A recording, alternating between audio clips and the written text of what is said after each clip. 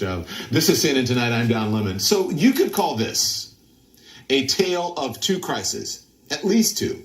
While the president traveled to the border today for what was basically a giant photo op, one he admitted earlier this week was, and these are his words, not going to change a damn thing, while he upped his threats to use an emergency declaration to solve his own manufactured crisis. If this doesn't work out, probably I will do it. I would almost say definitely. This is a national emergency.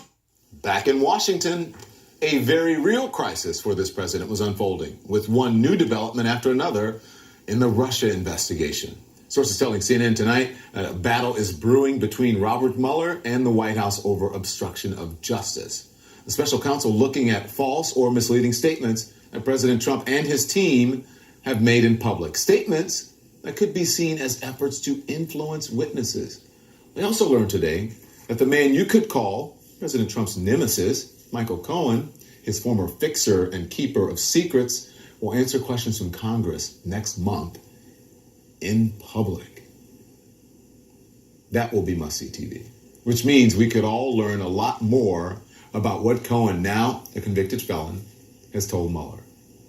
But the president, his attitude seems to be, what, me? Worry? Yeah, I'm not worried about it at all, no. And then there's Paul Manafort, the former Trump campaign chairman and another convicted felon.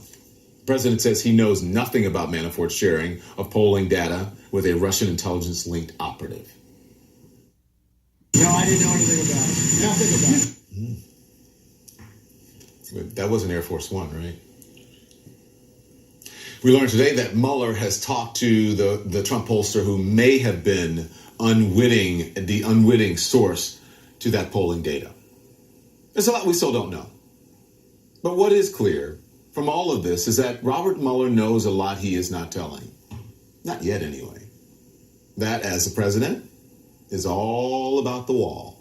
His manufactured crisis. As I said, manufactured crisis meant to distract you from anything else, like Russia.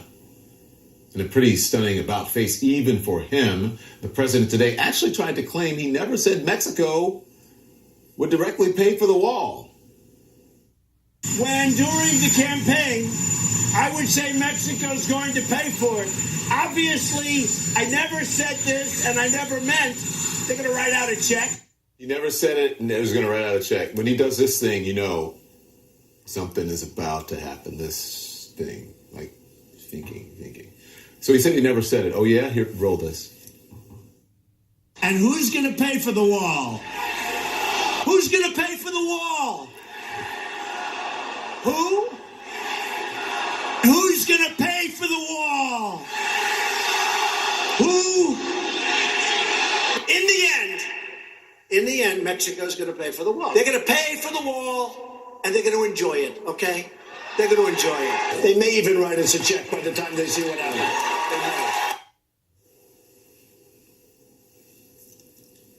Well, if that's not clear enough, there is this statement from Trump's campaign website. And here it is, quote, "It's an easy decision for Mexico. Make a one-time payment of $5 to $10 billion to ensure that $24 billion continues to flow into their country year after year." A one-time payment. Not an indirect payment. Not money from a trade deal with Mexico. One that has not been ratified yet and has absolutely no provision to spend money on a wall. If you want to know the truth about where the money for the wall is coming from, it is quite simple. You. White House aide Mercedes Schlapp admitted that in an interview with CNN's Jim Sciutto. The fact is, at the end of the day, taxpayers are going to pay for this wall. Why does he continue to mislead on that issue? Well, let me tell you, because when you look at the trade deals are going to bring more jobs back to America. It's bringing more business back to America. And it's also going to keep our wages up. So this trade deal, in effect, does help pay for this border security. Let me tell you something. It's $5 billion. Yes, and you know what also taxpayers are paying for? The financial burden of this illegal immigration. The president has created this manufactured crisis forced a government shutdown that's deprived and is depriving 800,000 workers of their pay over what the New York Times reports was nothing but a mnemonic device, a way to keep him on message during the campaign. Now he's holding the government hostage. And that word crisis, it's an important one. Sources tell CNN that White House lawyers have advised Team Trump to use the word as often as they can so they can point to it later in court to defend a national emergency declaration. And Team Trump seems to be listening.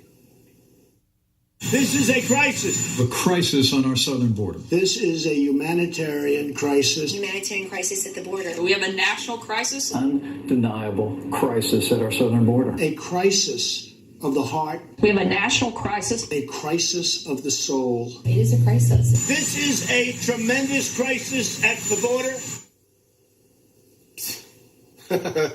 Saying crisis a whole bunch doesn't make it one. Let's see. Cheeseburger. This will make this a cheeseburger.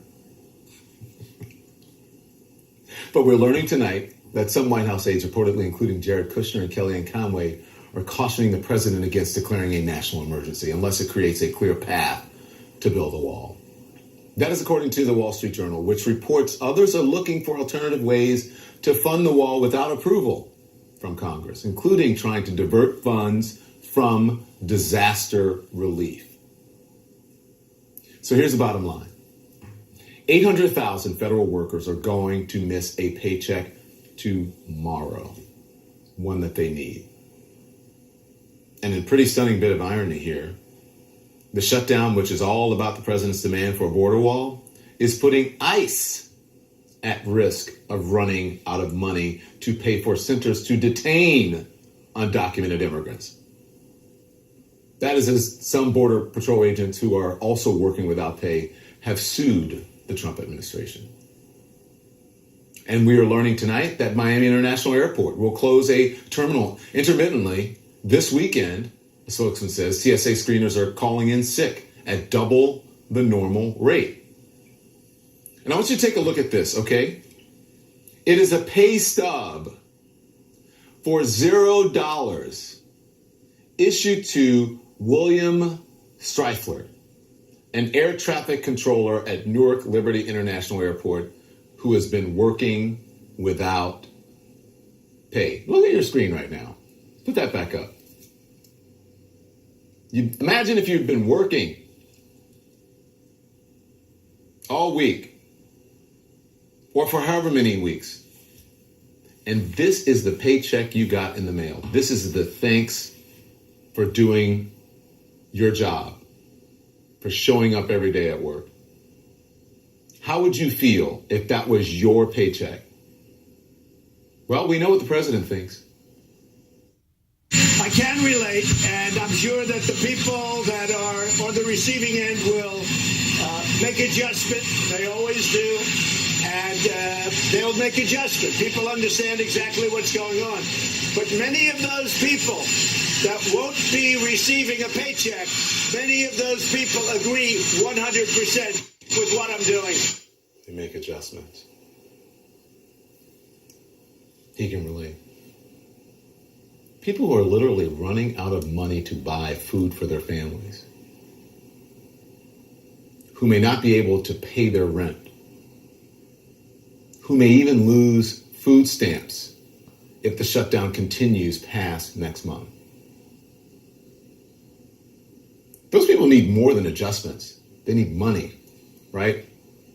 But they need their government and their president to stand up for them. Asked today whether the buck stops with him for this shutdown, the one you remember the president himself claimed he was proud of, he said this. The buck stops with everybody. The buck stops with everybody. Insulting. That's not what it said on President Harry Truman's desk. The 33rd president knew the buck stops here. But this president, he doesn't seem proud of his shutdown now. What happened to this? I alone can fix it. Well, this shutdown, this manufactured crisis, is something the president can fix. The question is, will he? The president trying to keep the focus on his manufactured crisis at the border while a real crisis is brewing from the Russia investigation. There's lots to discuss now. Carrie Cordero is here, Michael D'Antonio, and Frank Bruni. We're going to dig into it right after this. T-Mobile knows dancing is better